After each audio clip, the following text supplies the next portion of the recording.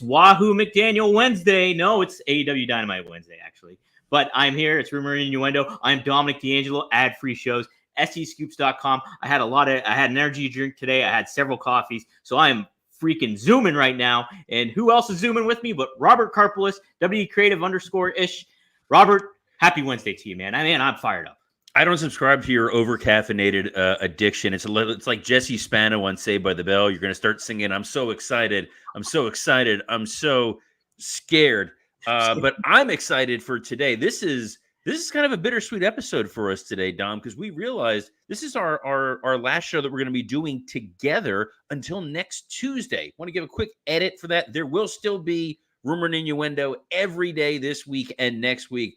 I am going to be out of town Thursday and Friday of this week. So Dom is going to have a tremendous co-host. And then on Monday, Dom is going to be traveling to Philly for Mania Week.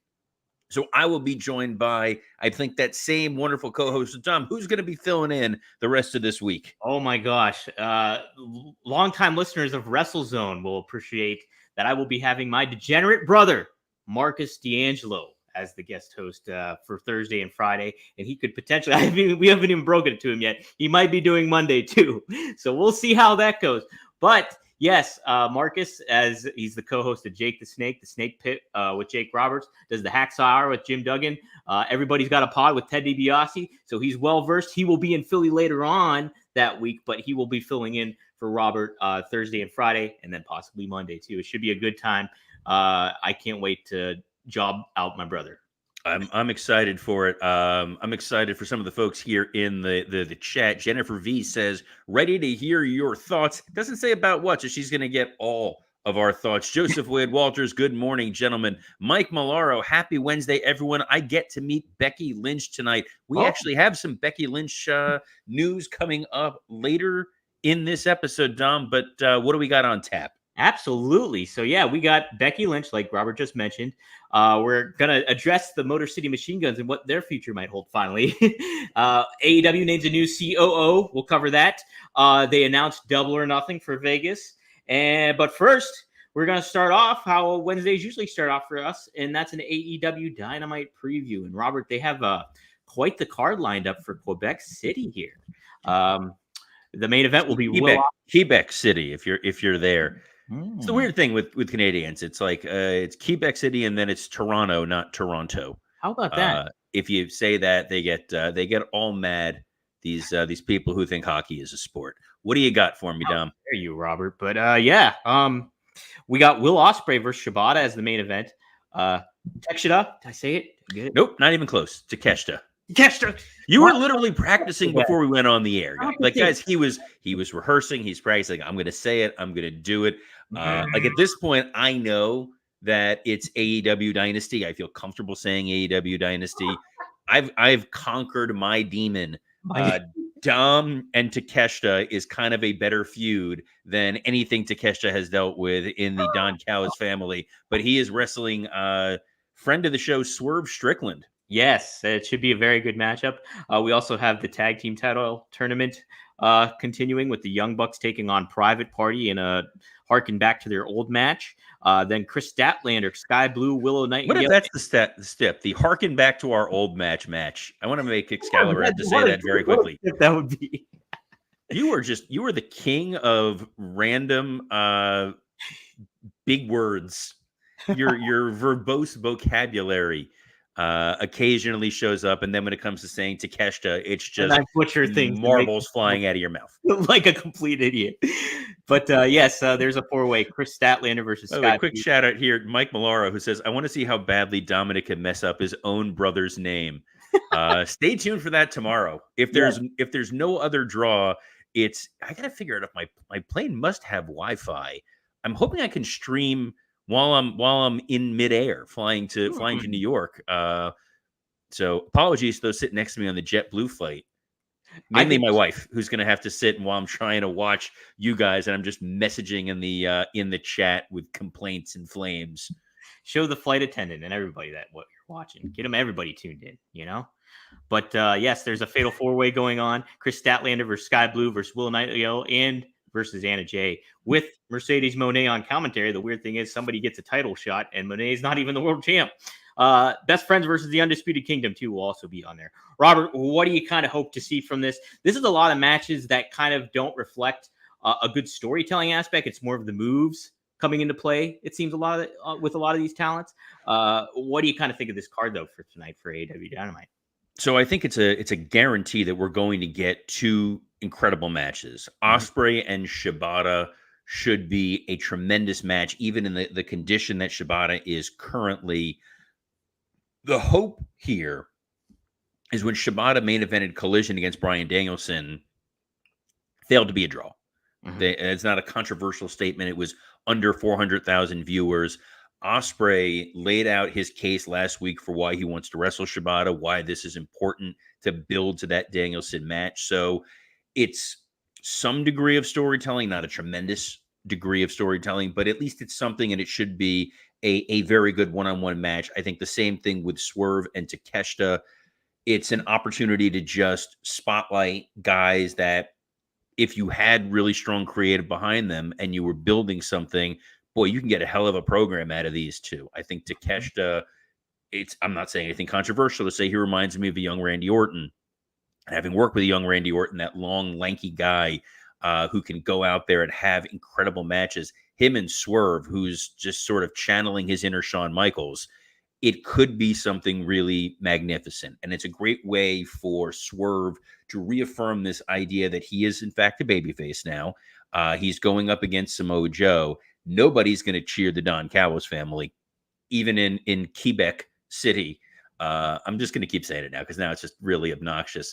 And then you got this 4-way women's match. Do we know which women's title it's for?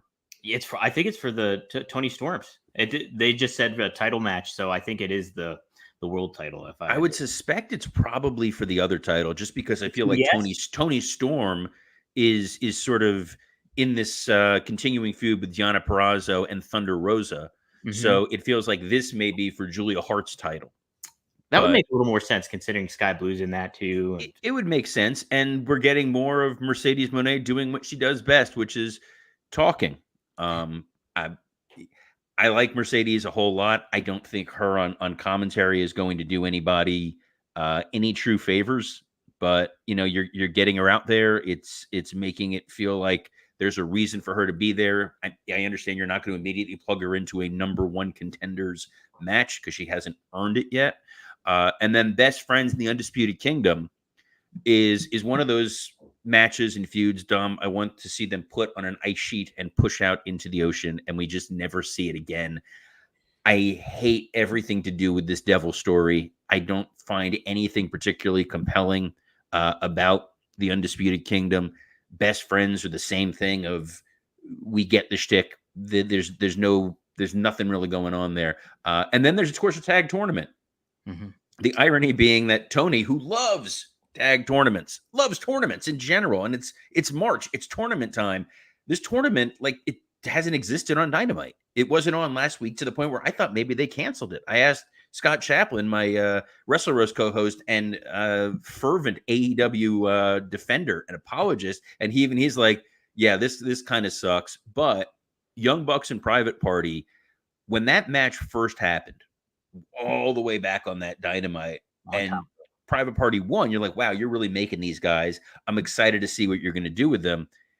5 years later, I haven't done a hell of a lot with those guys. I understand there's injuries that have happened, but they just didn't capitalize on the last go round. I'd suspect they're not going to capitalize on it here, and the Bucks are going to move forward in this tournament. What are you looking forward to tonight for Dynamite, Dom? I'm looking forward to Will Ospreay. Like, I'm a novice when it comes to Shibata's work and everything like that. But I think he is the star. We talked about that the past couple of weeks after Dynamite aired, and like just him being on the mic and stuff like that, he makes it. He's kind of, I don't want to say he's nearly at the level that Cody Rhodes is at from event tune-in television, but he's well on his way to kind of capturing that kind of thing that Cody had in AEW. And it's just a very big matter of them positioning him in the right way and handling him in the right fashion. And so, yeah, I think I'm really looking forward to that. You know, I'm more so of the story-based stuff. So it's like I want to see stuff develop, and I want to see things go on. Swerve is going to be awesome. Like, and I also, when I tuned into that bootleg Kev show and him talking on it, like I can't. Do you get a cut from these guys? This is No, 2 days in a row. You're putting over bootleg Kev like it's being hosted by a Gagne brother. Right.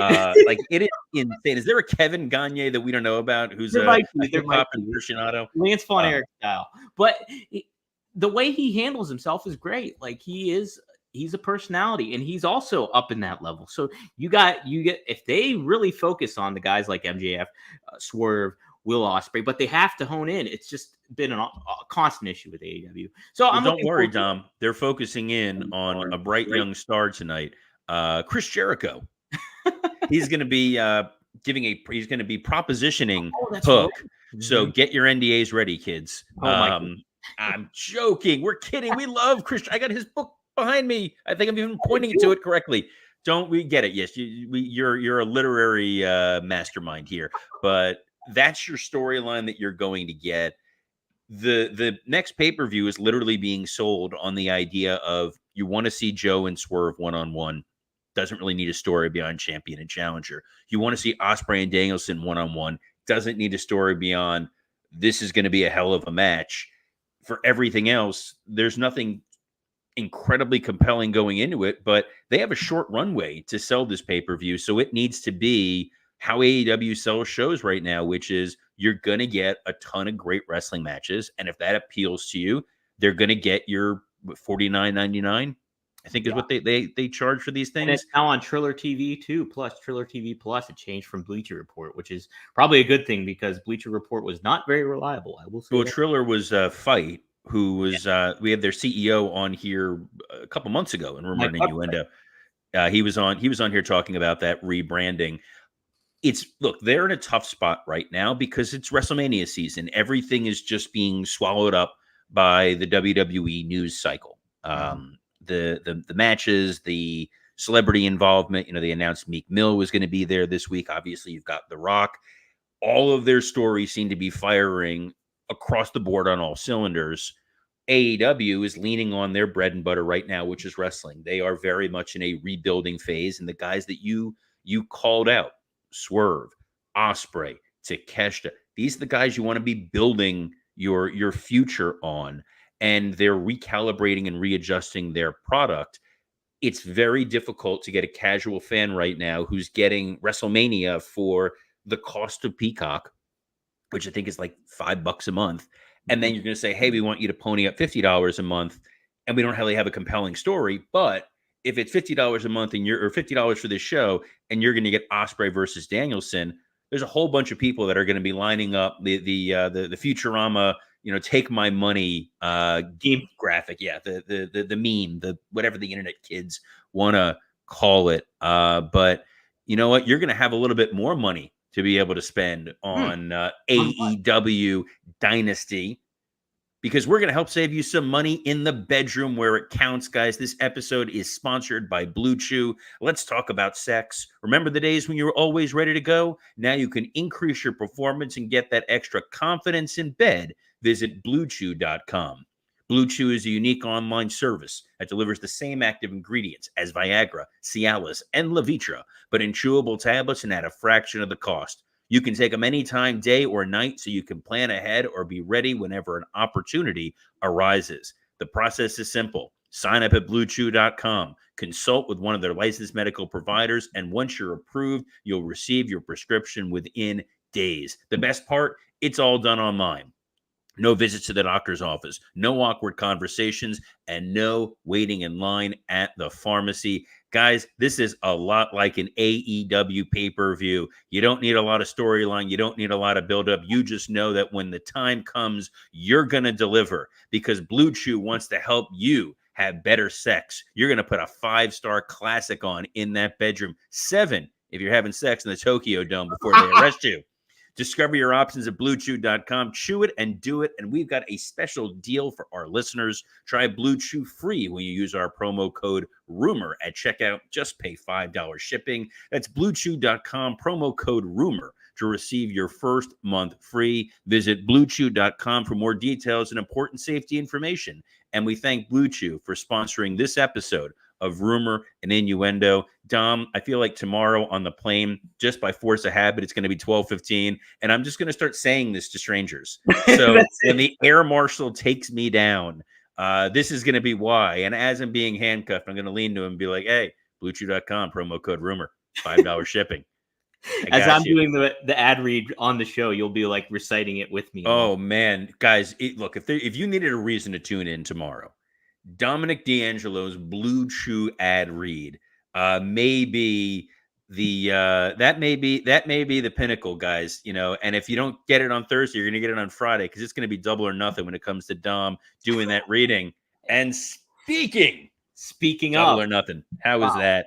Rob, funny you mentioned that show, because you know what? They made the announcement today that Double or Nothing will be back in Vegas Memorial Day weekend, as it usually is. This time, though, not in the T-Mobile Arena, but in the MGM Grand, where they originally started, where the first Double or Nothing was. Always cool for AEW to be there in Vegas. It does feel like they're kind of, I mean, you can always make an argument of what their quote-unquote WrestleMania is. Double or Nothing kind of has that vibe to it.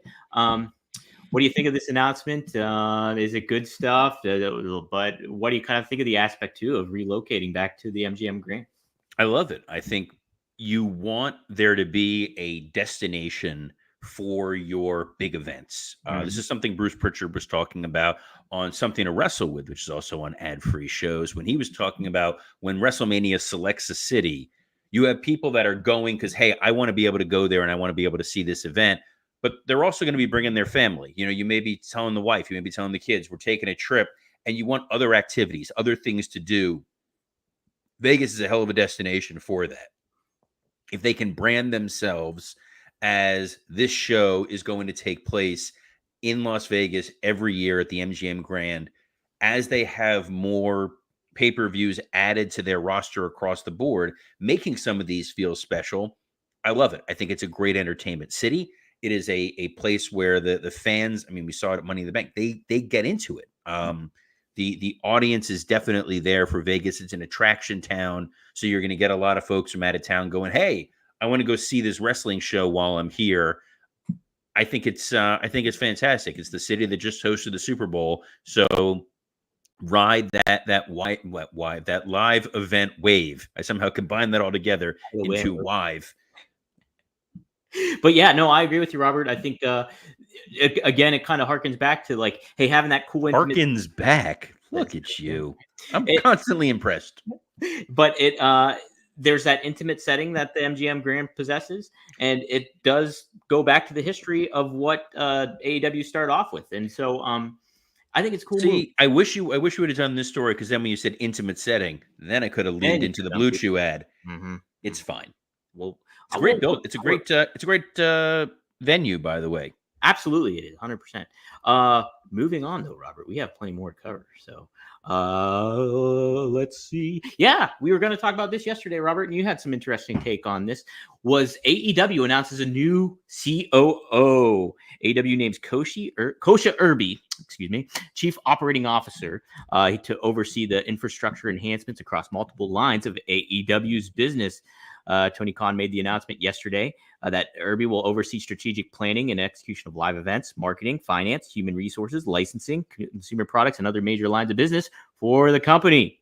He's from Clemson. Oh, go Tigers there. No. We're not doing that. Okay.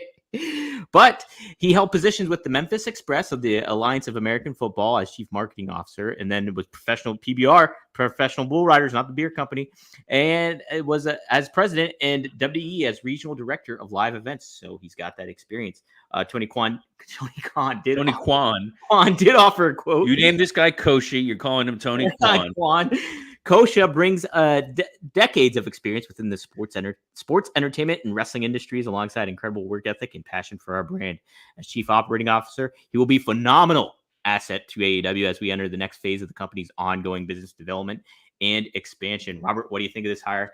What do you got to say about Kosha Irby? I mean, this is an absolute grand slam right here. This is one of the smartest moves AEW has done personnel-wise in a very long time.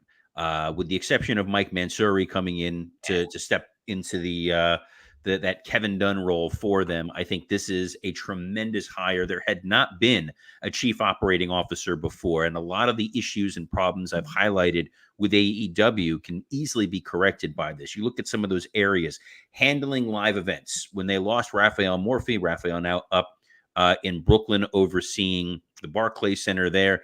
That is a very tough job that he's stepping into. It's a world I'm intimately familiar with. Raphael had that experience in WWE, TNA, MLW before, routing, building those relationships. The PBR as a touring brand, you have those relationships with all the different arenas. Having his time in WWE in their live event world, he understands the routing and the negotiations, the conversations that need to happen. Overseeing marketing, overseeing finance. God help him when you start seeing how much money they spent on Okada.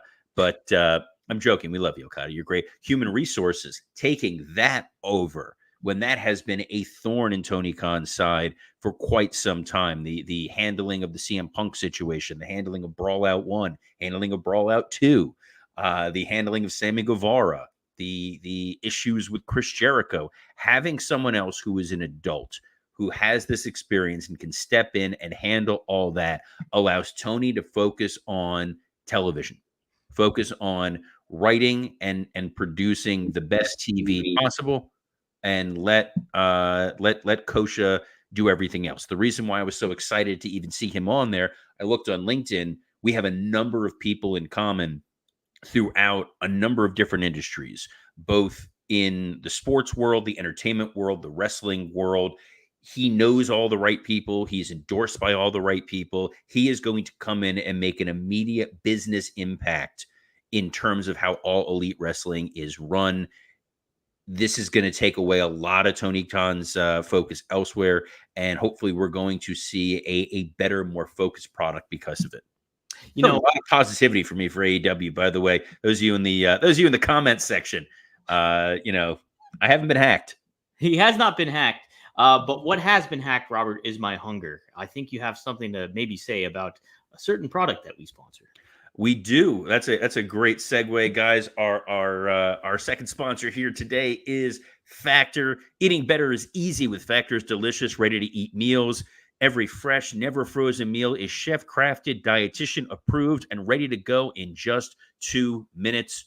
You'll have over 35 different options to choose from every week, including Calorie Smart, Protein Plus, and Keto. Also, there are more than 60 add-ons to help you stay fueled and feeling good all the time. What are you waiting for? Get started today and get after your goals. These are 2-minute meals to heat up. You can fuel up fast with Factor's restaurant-quality meals that are ready to heat and eat whenever you are. Peek behind the curtain. My Factor arrived last night, and I had intended on rolling it out here today for lunch. My wife saw the box. We opened it up. She's like, guess what we're doing for dinner tonight?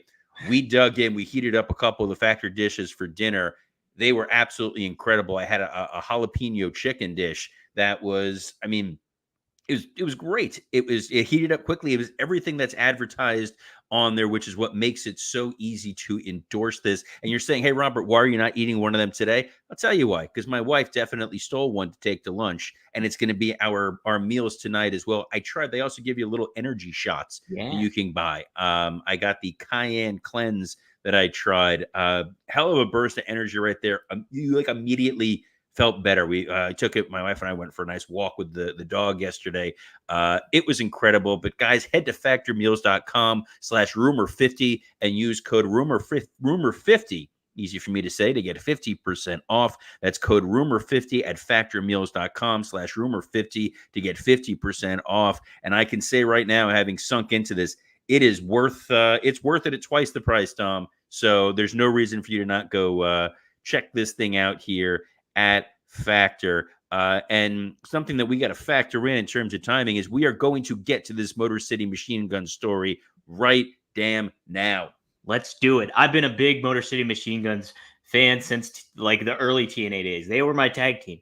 So it was really cool to see them kind of reinvigorate themselves on TNA, and as the Alex Shelley as the world champ, Chris Sabin as the X Division champion, and kind of bring them into this new era. But it appears that they will be moving on.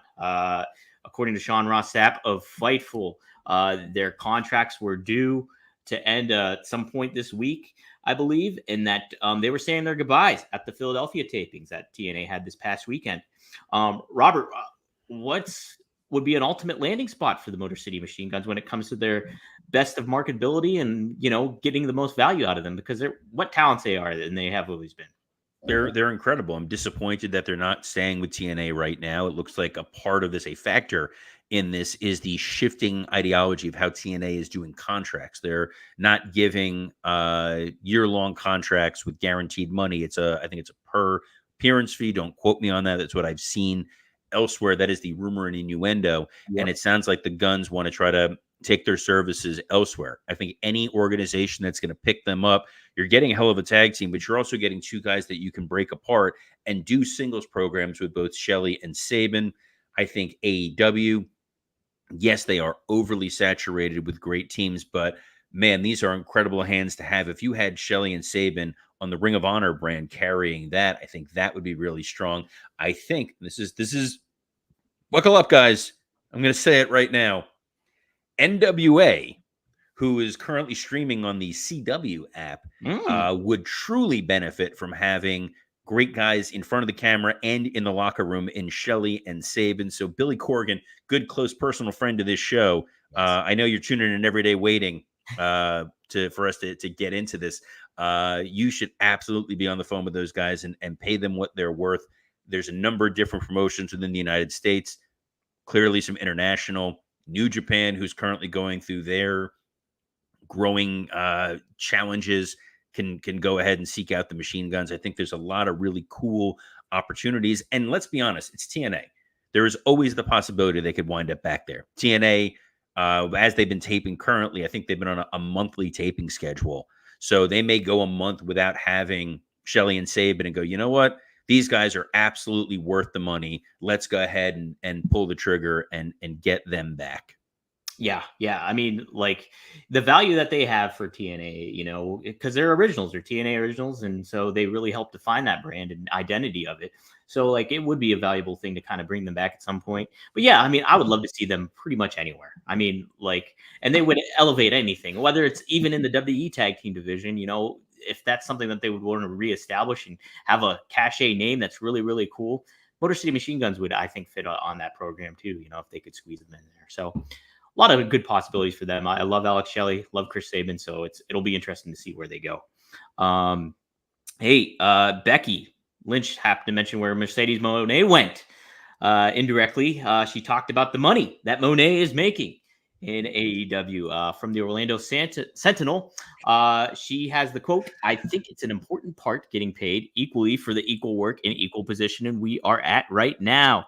Women's evolutions and revolutions are fine and well, but making sure that they equate the contracts and financial reward for these things when we are doing equal work is hugely important."